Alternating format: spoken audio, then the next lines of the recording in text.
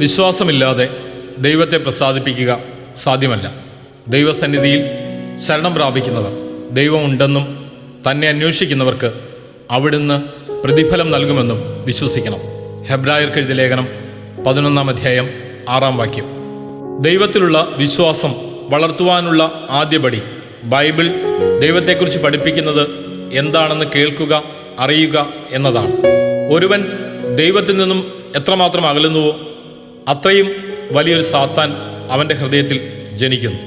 വിശ്വാസത്തിലും ദൈവഭക്തിയിലും വളരുന്നവർക്ക് ജീവിതത്തിലുണ്ടാകുന്ന വിഷമങ്ങളുടെ ഇരുട്ടിൽ പ്രകാശമായി നമ്മെ നടത്തുവാൻ ഈശോ നമ്മുടെ കൂടെ ഉണ്ടാകും എന്ന സന്ദേശവുമായി ഒരു കൊച്ചു കലാരൂപം, റോസമ്മയുടെ ദുഃഖവും ബെന്നിച്ചൻ്റെ സ്വപ്നവും.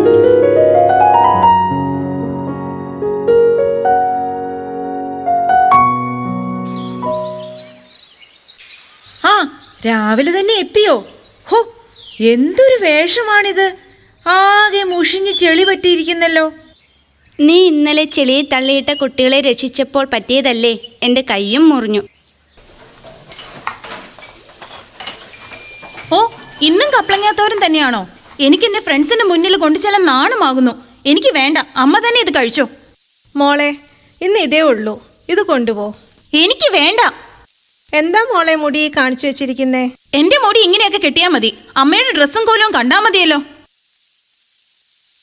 മോനെ, നീയെങ്കിലും കൊണ്ടുപോ.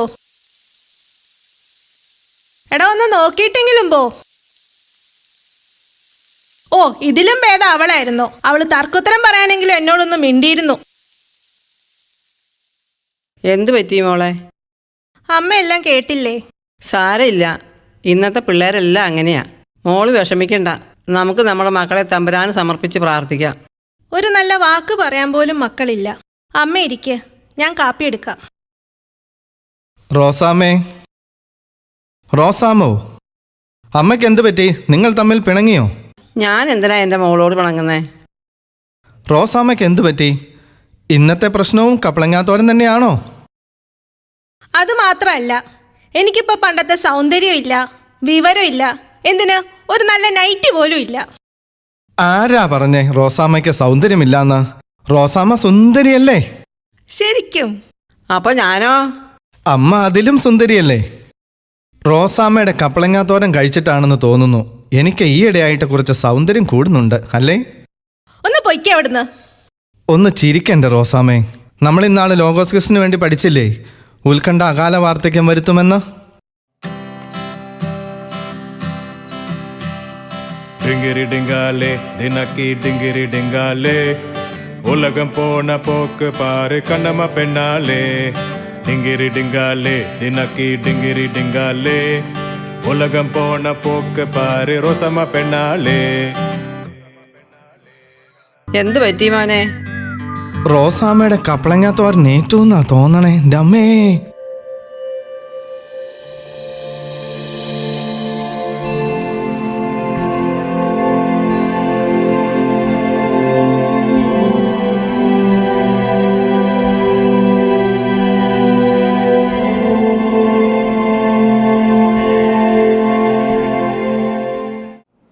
എടാ, നീ ഇങ്ങനെ കുത്തിയിരുന്ന് പുസ്തകം പഠിച്ചിട്ടൊന്നും കാര്യമില്ല.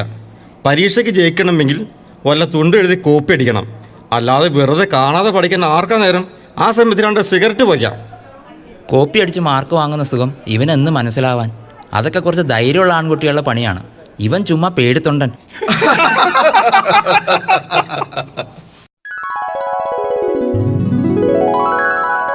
എടി, ആ മീശക്കാരൻ ചേട്ടൻ്റെ റീൽസ് നീ ഇന്നലെ കണ്ടിരുന്നോ?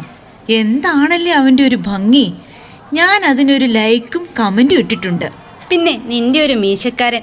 എൻ്റെ ബോയ് ഫ്രണ്ടിൻ്റെ അത്രയൊന്നും അവനൊന്നും പറ്റില്ല. ചീള് കേസ്. അതിന് നീ അവനെ നേരി കണ്ടിട്ടുണ്ടോ? ഇല്ല, ഇൻസ്റ്റയിലുള്ള പരിചയമാ. പക്ഷെ ചേട്ടായി നല്ല കെയറിങ്ങാ. ഓവേ, ഇവൾക്ക് പിന്നെ ബോയ് ഫ്രണ്ട്സ് ഒന്നും ഇല്ലാത്തത് കൊണ്ട് നമ്മൾ സന്തോഷം പറഞ്ഞാൽ ഇവൾക്ക് മനസ്സിലാവില്ലല്ലോ. അല്ലേലും ഇവളുടെ കോലം കണ്ടാൽ ആര് പ്രേമിക്കാനാ?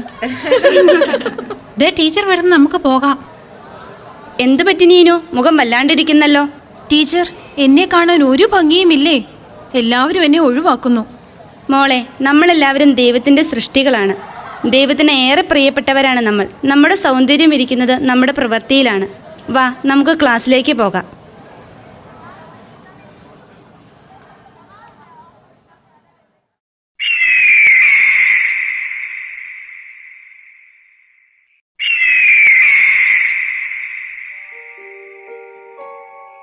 നിങ്ങൾ എല്ലായിടത്തും തോറ്റുപോയവരാണ്. നിങ്ങൾക്കിനി ജീവിതത്തിൽ ഒരു വിജയവും ഉണ്ടാകാനില്ല. ഇതേയുള്ളൂ നിങ്ങൾക്കൊരു ആശ്രയം. ഇതൊക്കെ തെറ്റല്ലേ? തെറ്റ് ചെയ്യാത്തവരായി ആരാണ് ഈ ലോകത്തുള്ളത്? അരുത് മക്കളെ, ദൈവവചനമാണ് നിങ്ങൾക്ക് രക്ഷ. ദൈവത്തിൽ ആശ്രയിക്കൂ. നോക്കിക്കേ, എന്റെ കയ്യിൽ എന്തൊക്കെയാണെന്ന്. ഇതിൽ ഏതെങ്കിലും ഒന്ന് ആസ്വദിച്ചു നോക്കൂ, നിങ്ങൾ രക്ഷപ്പെടും. നമ്മൾ ദൈവത്തിന്റെ മക്കളാണ്. പെറ്റമ്മ മറന്നാലും ഞാൻ നിന്നെ മറക്കുകയില്ല എന്ന് അരുളി ചെയ്ത ദൈവമാണ് നമ്മുടെ ദൈവം.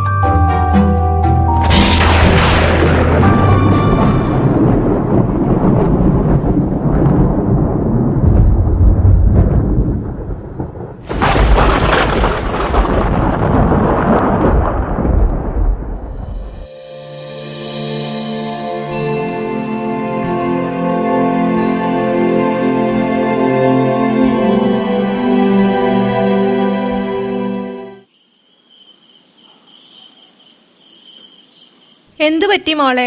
എന്താ വിഷമിച്ച് നിൽക്കുന്നേ? ഞങ്ങളോട് ക്ഷമിക്കൂ അമ്മേ. അമ്മയോടും അപ്പനോടും പറയാൻ പാടില്ലാത്തത് പലതും ഞങ്ങൾ പറഞ്ഞിട്ടുണ്ട്. മോശമായി പെരുമാറിയിട്ടുണ്ട്. എന്നെ കാണാൻ കൊള്ളില്ലെന്ന് കൂട്ടുകാരികൾ പറഞ്ഞപ്പോൾ എനിക്ക് വളരെ സങ്കടമായി. ആരെന്തു പറഞ്ഞാലും ഈ ലോകത്ത് ഞങ്ങൾക്ക് ഏറ്റവും പ്രിയപ്പെട്ടവരും സൗന്ദര്യമുള്ളവരും നിങ്ങളാണ്. ഞങ്ങളുടെ പ്രശ്നങ്ങൾ പറയാനും അത് കേൾക്കാനും ആരുമില്ല. നിങ്ങൾക്ക് വേണ്ടിയല്ലേ ഞങ്ങൾ ജീവിക്കുന്നേ? നിങ്ങളുടെ എല്ലാ ബുദ്ധിമുട്ടുകളും ഞങ്ങളോട് പറയാലോ. ദൈവത്തിന് പരിഹരിക്കാൻ പറ്റാത്ത പ്രശ്നങ്ങൾ ഒന്നുമില്ല. ദൈവവിശ്വാസം നിങ്ങൾക്ക് കുറഞ്ഞതുകൊണ്ട് ഒരു ചെറിയ പരീക്ഷണം ഈശോ നിങ്ങൾക്ക് തന്നതാണ്, നിങ്ങൾ കൂടുതൽ നല്ല കുട്ടികളാകാൻ. മത്തായിയുടെ സുവിശേഷത്തിൽ നമ്മൾ വായിക്കുന്നില്ലേ, ഇടുങ്ങിയ വാതിലിലൂടെ പ്രവേശിക്കുവിൻ, വിനാശത്തിലേക്ക് നയിക്കുന്ന വാതിൽ വിസ്തൃതവും വഴി വിശാലവുമാണ്, അതിലെ കടന്നു പോകുന്നവർ വളരെയാണ് താനുമെന്ന്. ഇന്നാൾ വികാരിയച്ഛൻ പ്രസംഗത്തിൽ പറഞ്ഞില്ലായിരുന്നോ, സുവിശേഷം നിഗൂഢമായിരിക്കുന്നത് നാശത്തിലേക്ക് പോകുന്നവർക്കായിരിക്കുമെന്ന്. നീ ഈയിടെയായിട്ട് കുറച്ച് ദൈവവചനം പറയുന്നുണ്ടല്ലോ, ഇതൊക്കെ എവിടെ നിന്ന് പഠിച്ചു? ഞാൻ നിങ്ങളെപ്പോലെ ഫോണിൽ കളിച്ചുകൊണ്ടിരിക്കുകയല്ല. എൻ്റെ ഫോണിൽ POC ബൈബിൾ ആപ്പ് ഞാൻ ഡൗൺലോഡ് ചെയ്തിട്ടുണ്ട്. സമയം കിട്ടുമ്പോൾ എല്ലാം ഞാൻ അതെടുത്ത് വായിക്കാറുണ്ട്. ദൈവവചനമാണ് നമ്മുടെ ജീവിതത്തിൻ്റെ ശക്തി, അല്ലേ റോസാമേ? ബെന്നിച്ചൻ പറഞ്ഞത് ശരിയാ. സംസാരിച്ചിരുന്ന് സമയം പോയത് അറിഞ്ഞില്ല. നമുക്ക് കുരിശ് അയച്ചിട്ട് കിടന്ന് ഉറങ്ങിയാലോ?